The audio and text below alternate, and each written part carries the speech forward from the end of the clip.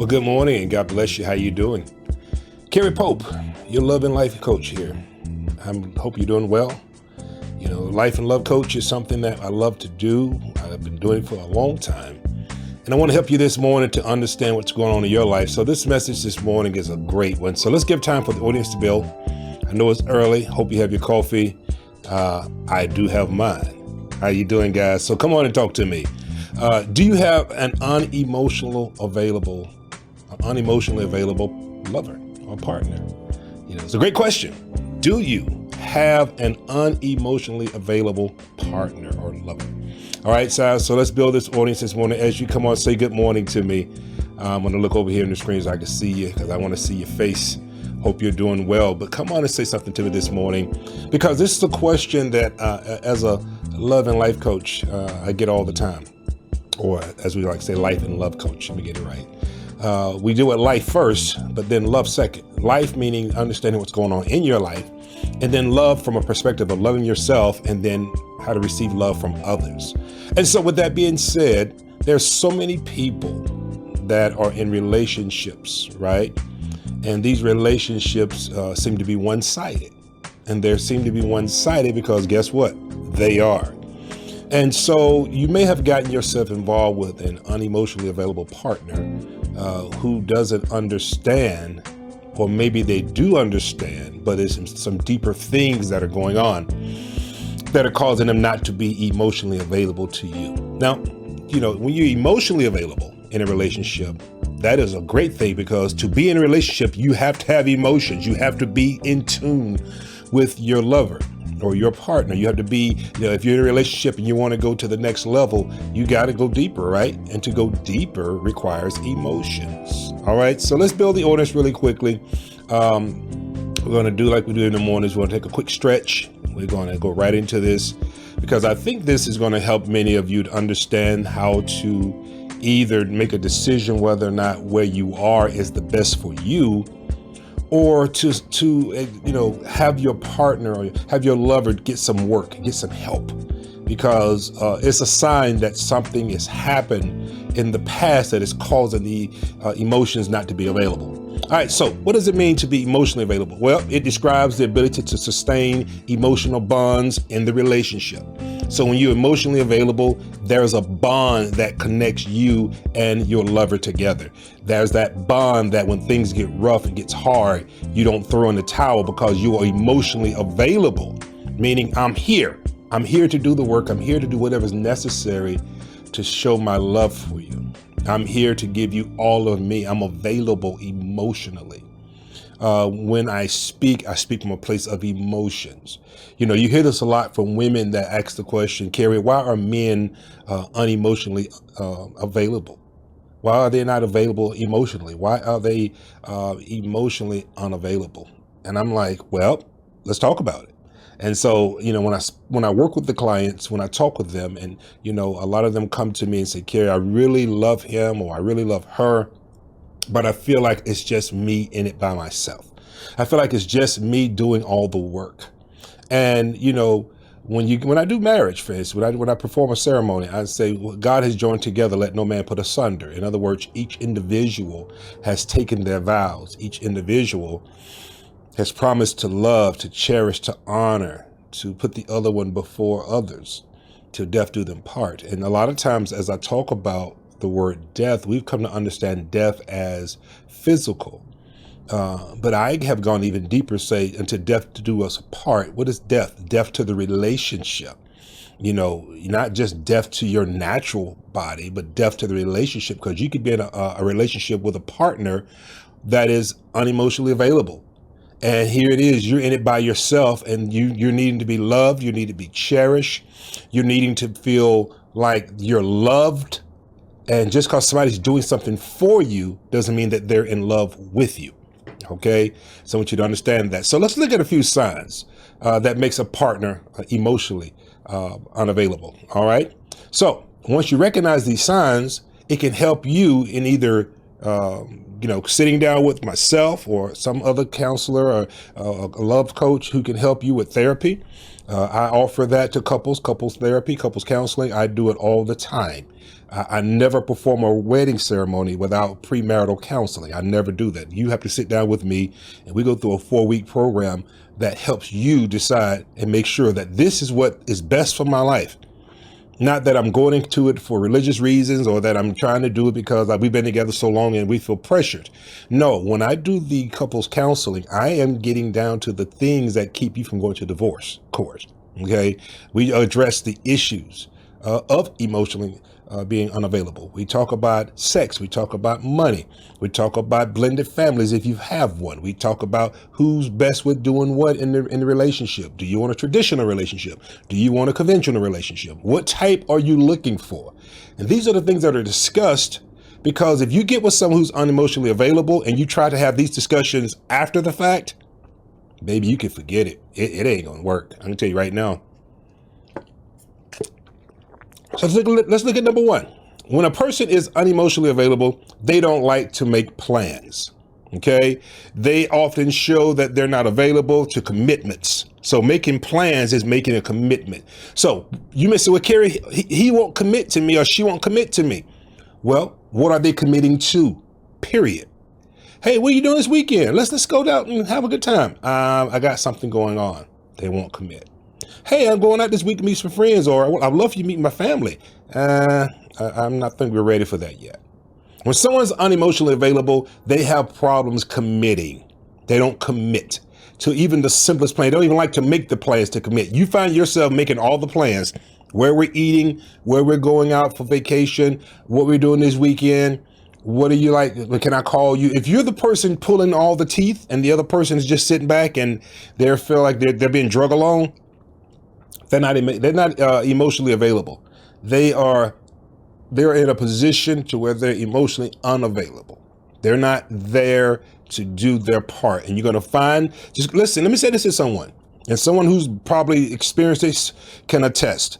Just because you put a ring on their finger, guys, that doesn't mean they're going to change. That just means you lock yourself down with someone who's unemotionally available for life or for the life of the marriage. Okay, let's say it like that. And so it's important that you understand, if they have a problem committing from the beginning, you saying I do or locking them down doesn't mean they're going to change. If anything, you get ready to start a world of hell and going through some tough times. All right. You may be the one doing all the suggestions, as I stated. All right. There's another one. If the person that you're in a relationship with, your partner or lover, is always calling the shots. Now, it's funny, they won't commit, but they're always calling the shots, meaning they're determining what will and will not happen. That's not how a relationship works. A relationship takes two. It's a give and take. It's not always take. Okay. And so when someone is unemotionally available, when someone's available, unemotionally available in their emotions, they have an issue with life, they're going to always find themselves telling you what to do or what we're going to do or where we're going to go or what we're not going to do. And you're always like, okay, well, why can't I ever do what I want to do? If you have to ask that question to your partner or lover, why can't I ever do the things I want to do? There's a problem. All right. When you do see each other, they tend to choose when you're going to see them, where you're going to see them, when you're going to talk. Don't call me before 5 and don't call me after 10. If someone says don't call me before 5 or after 10, then probably they're in another relationship and they don't want you to call them in those times because they with their boo. All right. Just let's keep it real. Their lifespan, their time frame of unavailability always falls into when they're with their other person. So what does that make you? The side chick or the side dude? All right. So if they're always calling the shots, more than likely they're hiding something that allows them to be unemotionally available. Okay. Anybody getting this today? So when a person is emotionally unavailable, that's what they do. When they are, not able to be there for you, but they want you to always be there for them on their terms. Wow. On their terms. Here's another one. You do all the relationship work. If you're with someone and you're doing all the relationship work, like here's a good one. If you do all the calling, texting, or planning, there's a good chance they're emotionally unavailable. They're emotionally unavailable if you're doing all the calling, texting, and planning. Now, remember we said earlier they don't like to plan because they don't like to commit, but then they call the shots on what they will commit to. But now you're doing all the work in the relationship. Hey, I love you, or I want to see you. They never say they want to see you. They never say I love you. They never say they want to spend time with you. It's always on their schedule. They are unavailable emotionally. They are emotionally unavailable for you to be in there with them. And a lot of times people I've seen it. I've counseled. I've sat and talked to couples and she's crying about he's never there for her, or he's saying that she's never there for him. Because this is not just women that's making these statements. This is men. There's a lot of men. That's why a lot of men are through relationships, because they've dealt with ladies that are emotionally unavailable. And they're like, I'm good by myself. I'll go my own way. I ain't got time for it. That's just real talk. So I don't think it's just a man thing that's doing this towards the ladies. There are women that have hurt men. Now, like I said the other day, men can't show their hurt, because to show their hurt, they're either considered a simp or a wimp or a punk or just, whatever. But men are hurting. I'm just keeping it real. I went through it tremendously, but I did the work necessary. But if you're always doing the work in the relationship, even when it comes to getting therapy, here you are going to therapy to work on yourself, and this joker ain't trying to do nothing. He ain't trying to go to therapy. She ain't trying to go to therapy. They're like, hey, I ain't got the problem. You got the problem. That's why you in therapy. Listen, I know somebody's heard that. I don't have the problem. You have the problem. That's why you in therapy. No, I'm in therapy to be a better person because I've been hurt. I've got some childhood trauma. I got some things I've gone through in life. So I'm not going to therapy because I'm trying to make us work. I'm going to therapy because I'm trying to make me work. Now, you benefit from me going to therapy, but you know what? I'm not going to be the only one going. See, somebody needs to hear me this morning. If you're the only one doing the work, there's a problem. Because what's happening is you're getting better, they're staying the same, but the relationship is going to get worse because one can't get better without both getting better, or the relationship is going to be destroyed. I hope somebody's enjoying this. Now, this is some good stuff this morning. Hey, Aisha, how you doing, sweetheart? God bless you. And so let's keep this thing going, guys. I'm looking at a couple of comments. And so when you're spending enough time together, like you can't build a relationship if you don't spend time together. Relationship is built over time.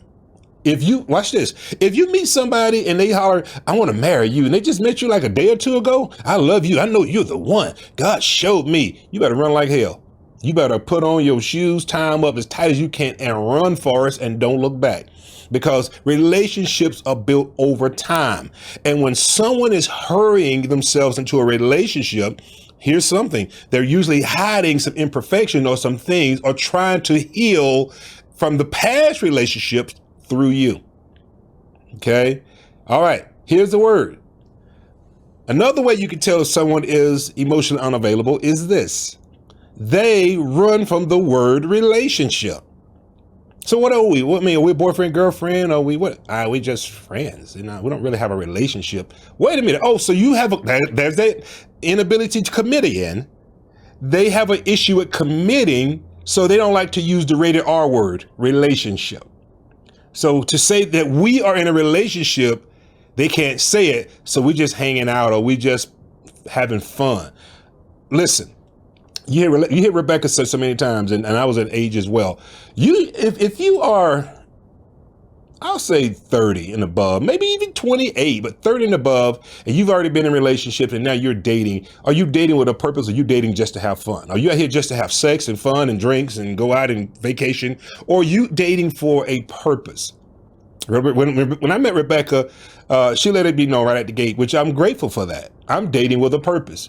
Because I am not a guy that likes to go and date a whole bunch of people. So I'm like, let's find someone. I'm going to do my work, but also I'm looking for someone who is serious, not just looking at to be seen, but want to build a relationship, want to have something that we can say, this is what love looks like. But a person that's running from a relationship and you say to them, hey, I want to go to the next step. I don't think we're ready for that yet. Wait a minute. No, I'm ready for that. I don't think you're ready for that, which is a sign that you are emotionally unavailable. So I need to pay attention to the flags. Somebody hear me very carefully. There are flags that have been displayed, but you're not wanting to see them because you want what you want, but you're not paying attention to the flags that are being dropped. They avoid the word relationship. They avoid saying that, yes, I want to make you my girl. I want to make you my guy. I want you to be the one. We're going to be forever after. I love you. I want this because I know that listen, if you've been out here dating, from what I've heard from many people and again, Rebecca being an ex love coach, and I'm not ex love coach, ex matchmaker, one of the reasons we do our life and love coaching is because we know what's out there. But for what I'm hearing from a lot of people that I coach and counsel, they're saying clearly, there is not much pickings out here.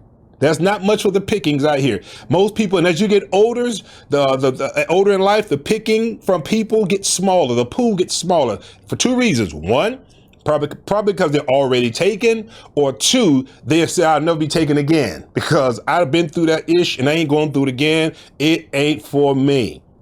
So you got two things. So as you get older, your 30s, your 40s, your 50s, your 60s, some still looking for love in the 70s. The pool is small because most people have gotten settled in their ways and they don't want to get into a relationship because they have been in one or tried it and it didn't work. So if you're looking for a relationship and they're avoiding the word relationship, then you're going to have to make a quick decision. Do I stay or do I go? Well, if you want to just be with someone who's never going to, wife you or husband you or just always want to be with you just for the fun, then you stay.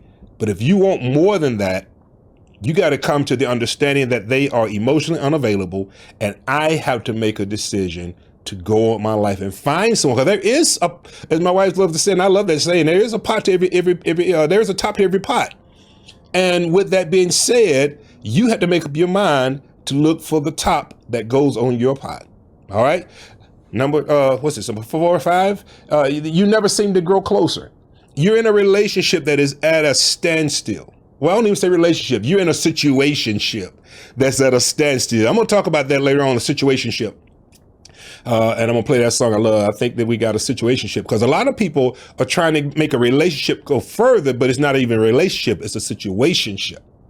You got a situation here to where when you got an itch, when you got an itch, they come and scratch, but that's all they are. They're professional scratchers, but they're not trying to make your relationship long lasting. So it never goes anywhere. It stays stuck right there. It doesn't go past, it doesn't collect 200. It doesn't go past whatever it say, you just stuck. And here it is, you're wanting more. Now, what's funny is, some of these jokers don't want you going anywhere, so they act jealous when you show that you're out, but yet they're not giving you anything to make the relationship go further. Stepped on some toes right there. So here you are saying, but they show me that they want me by being jealous, but they don't show me they love me by commitment. What you have is a person, as I stated earlier, who calls all the shots. All they're going to do is continually call the shots about how the relationship's going to go, hold you in limbo while they do whatever they want to do. Because they are emotionally unavailable. And if you keep waiting on them to become available, you're going to look up one day with some cats. Meow. So unless they do some work on themselves, you'll continue to invest your energy into a relationship with the goal of someday getting closer. Meanwhile, they're continually avoiding repercussion. So they drain you of you. So it says, so they drain you of yourself until you're too emotionally exhausted to continue. Whew, that's pretty good. I like this one. I got to get out here, guys. They reflect your feelings instead of offering their own. In other words, they're always saying, well, you want this and you want that and you want this. Well, what do you want? I know what I want. And you're reflecting exactly what I have said to you and shown you that I want in a relationship. But you keep reflecting what I want, but you never say, I want it too. You know what? I want to grow old and gray with you. Oh, okay. That's good to know. I wish Rebecca would tell me that's good to know. I want to spend the rest of my life with you. Oh, that's so beautiful. But she never says in return, me too. Listen, I'm sorry, ladies and gentlemen, and I know you're the same way. Nobody wants to assume anything. So a person said, well, I thought you knew it. I mean, do I have to say it? Yes, you do. Show it and say it. Don't just sit there and go, oh, okay. Because I'm going to tell you something. We're going back again to the person that calls the shots. If you want to spend your life with someone, you've made it known, what have they said to you in return to give you assurance and confidence that they want the same? I'll wait. Because what a lot of you could be, if you be truly honest, well, Carrie, he just doesn't know how to show his emotions. Really? Get ready to leave his butt and see how many emotions you see show up. Tell him you're interested in another man and see how many emotions show up. If he gets real jealous and want to act a fool, oh, there's some emotions there because men are territorial. But see, as long as he's got you locked down in the territory, then he doesn't care about whether he treats you right. It's when you get ready to leave that territory for another lion to take care of you. It's when the lion in him roars up, but not because he's willing to do more. It's because he's trying to protect what's his because he's territorial. That's in Men Code, book 693, page 693 of the Man Code, excuse me. I hope this is helping somebody this morning because this is real stuff. This is real stuff. And so they reflect their own emotions. They reflect your emotions, or they repeat what you said to them, but they've never said anything to you to give you the reassurance that this is where I'm supposed to be. So now you're in a one-sided relationship going nowhere. Here's a good one. I'm almost through. They show up late or they blow off plans. Okay, remember now, they don't commit or make plans. They call all the shots. They don't reflect back to you as you reflect to them. And now when plans are made by you and you've done all the work in the relationship, they either show up late to what you've planned or they don't show up at all. They blow it off like, oh, I'm sorry, I had something else to do. Wait a minute. There's been many times in my marriage with Rebecca that I've done things I didn't want to do because I love her. I did them. When you love someone and you're committed to the relationship, you will do things that you really don't want to do because it's part of loving. It's the compromise of love, right? Come on. But when you are always being in a relationship where the person doesn't honor your feelings, they don't honor your, here's a good one. They don't honor your time. Because I'm going to be honest with you. My time is precious. And if you feel like it's just Carrie and I get there, when I get there, he'll be all right. To hell with you. That ain't working no more. It's going to be like this. If I'm there for you, you're going to be there for me. And if you can't be there for me, if you are emotionally unavailable, it's okay. I'm not going to get mad at you. It's a decision I have to make. And I'm going to be honest with you. There was years where I didn't want to make that decision because I was dealing with abandonment issues. I was dealing with rejection. I was dealing with codependency. But when I got healed and got stronger, and that's why I emphasize therapy for both people, because if you take therapy in a broken relationship and your eyes start to come open to all of the toxicity that you've been dealing with and you're getting better, you think that person's going to start looking as sexy now as they were then? No. You're going to start seeing all of the craziness you've been tolerating as you get emotionally healthier. Okay. So if a person is emotionally unavailable, right? And you're getting therapy and getting better, the more unavailability they have towards you illuminates the greater, which means, wait a minute, you've been blowing me off like I'm nothing. And you haven't been showing up to what I deem important because you have excuses. Well, I got tied up at work. I was with the boys, or I couldn't make it. I had this to do, or, no. What it boils down to is I am not getting what I'm putting into this relationship. And if I'm not getting what I'm putting into the relationship, then we got a situationship. And we're going, like I said, I'm going to bring that up real the other day. So guys, I'm going to give it to you again as I close. The first one is they don't like to make plans. The second one, they call all of the shots. Number 3, you're doing all the work in the relationship.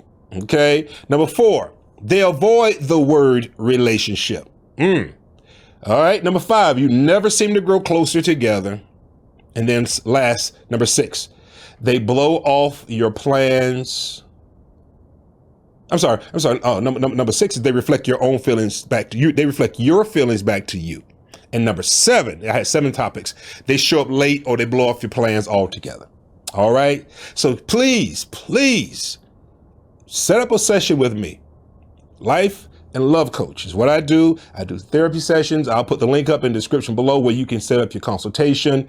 Let's talk. Let's do the work. I want to work with you because listen, If you're in a one-sided relationship, I'm telling you now, it's going nowhere. You can keep praying. You can keep pushing back your plate, fasting. You can do all that stuff that's going to make you a stronger person. But until that person commits to the relationship and understand that this is a relationship and accepts their responsibility in the relationship, it's only going to be one-sided. And you're going to look up one day, 20 years from now, saying, I wish I had worked with Kerry when he put it out there, because I'm 20 years later and I'm still, if not in the same, worse than I was when I heard this message. So I'm going to put the link up, set up a consultation with me. Let's talk. Let's do the work. Let's heal. All right, guys. Oh man, this has been a great message. I hope you enjoyed it. I did. I thoroughly enjoyed it. I think it really shed some light and insight on some of the issues that I talk to people about in my sessions with them, and especially when it comes to commitment in relationships. Take care, guys. Have a great Wednesday. Inbox me. Let's talk. Not just talk. Let's work. Book a consultation today. Talk to you soon. Take care.